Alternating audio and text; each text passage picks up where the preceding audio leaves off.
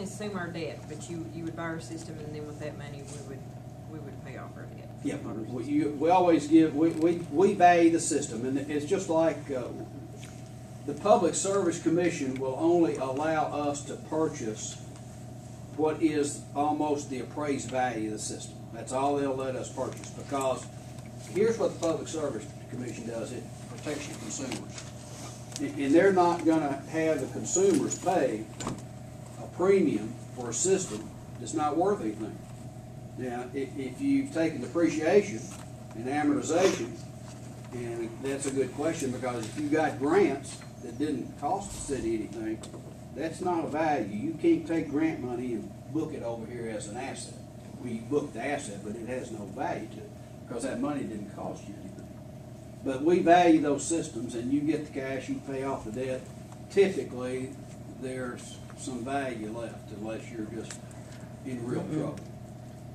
So you had mentioned you also work in partnership with cities. What does that look like? Does the city get like a percentage of the revenue? In a public-private partnership, here's what happens. It's called a PPP, public-private partnership. The city and the water company come together. Depends on whether you're doing the water, the sewer, or both, or doing them individually. But the city, you as a municipality in Kentucky, have access to low interest rate loans. Your area development district can get you a 1% loan for 40 years, or 2% loan for 40 years through rural development. You also get grants, which don't cost you anything.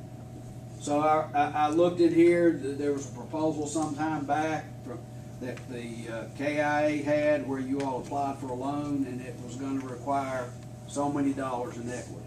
Well, if you can get the grants, we come in and we put the equity in. So it's kind of like matching funds. We manage, we operate, because we're going to operate more efficiently than you are. And then we set the rates together as the city and the company. We want to get an 8.5% return on investment.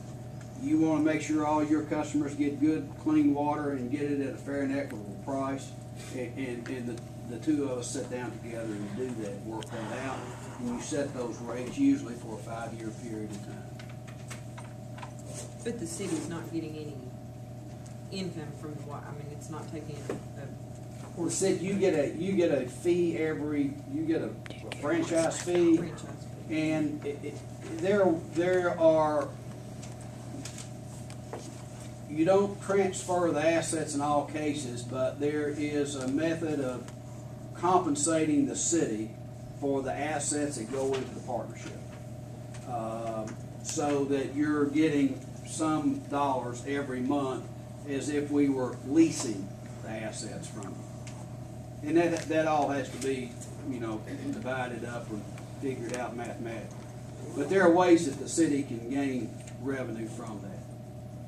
And since you are a for-profit business, what if what if 5 years from now you decide this, or whoever the shareholders decide this isn't making money, this isn't a good business venture, and so you're ready to pull out, then what happens? We sell it back to you, the city. Sell it back to the city. Since we don't have any money, we can't afford it here. We'll take a note. Citizens are going to pay. That's exactly who's going to pay.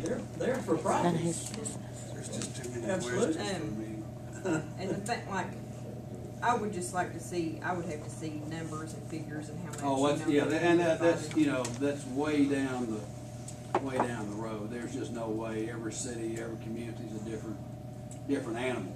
But I think in the situation that you all are in, it would make sense if the three communities can all come together and do something together. Because when you've got 3,000 people footing the bill instead of 1,500, you've got efficiencies of scale. When we buy pipe, we buy 1 million linear feet of 16-inch ductile iron pipe. We're getting that at a cost that nobody else gets. We buy chemicals for the water and for the wastewater. We're getting a price based on the fact that we produce 1 billion gallons of water a day. So you need to think about efficiencies of scale in whatever you're working on. if you can get everybody together, get the mindset right, which most of the time that's difficult to do. I know 2 water associations in Kentucky that are successful. And you can go over, one of them would be over in southwestern Kentucky, the Russell, what is that? Park County? No. Down, it's to the other side of, to the west side of Bowling Green. Cub Run?